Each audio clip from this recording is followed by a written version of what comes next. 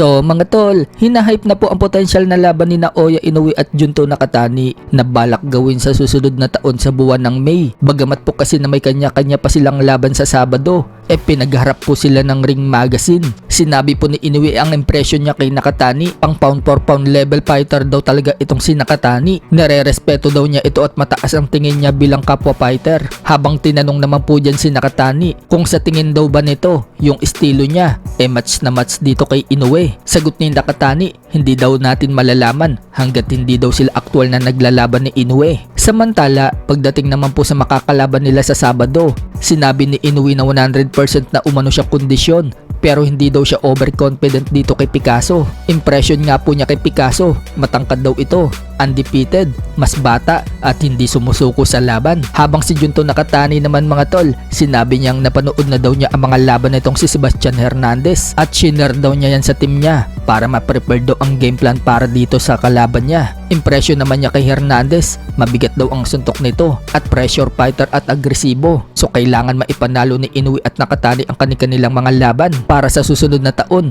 tuloy na ang kanilang laban. Sa kabilang banda naman mga tol, nag-update na po ang Ring Magazine ng listahan sa pound for pound. Sa kabilang banda naman mga tol, nag-update na po ang Ring Magazine ng listahan sa pound for pound. So ang ine-expect nga po na mawawala na si Crawford bilang number 1 pound for pound dahil nagretiro na ito sa boxing. Ganyan nga po ang nangyayari. Wala na po kasi si Crawford sa listahan at pumalit na sa pwesto niya ay itong si Heavyweight World Champion Alexander Usyk. Number 1 na po itong si Usyk. Nasa number 2 spot naman po si Inoue na dating number 3 at pangatlo naman po ngayon si Bam Rodriguez na dating number 4. Habang nasa number 4 naman po itong si Dimitri Bivol. Number 5 si Artur Beterbiev. Number 6 si Junto Nakatani. Number 7 si Shakur Stevenson. Number 8 si David Benavidez. Number 9 si Devin Haney at nakapasok na po si Unified Minimum World Champion at Ring Magazine Champion na si Oscar Culaso. Nasa pang number 10 spot na po siya ngayon. Sa ibang banda naman mga tol, matapos pong talunin ni Kyonosuke Kameda si former 3 Division World Champion General Casimero via unanimous decision nito lang October 25 sa Kyrgyzstan, nakapasok na po sa IBF ranking sa featherweight division itong si Kameda. Nasa pang number 15 spot na po siya ngayon. So sayang na sayang talaga si Casimero dahil kung naipanalo ni Casimero ang labang kay Kameda, baka nakabalik sa ranking si Casimero.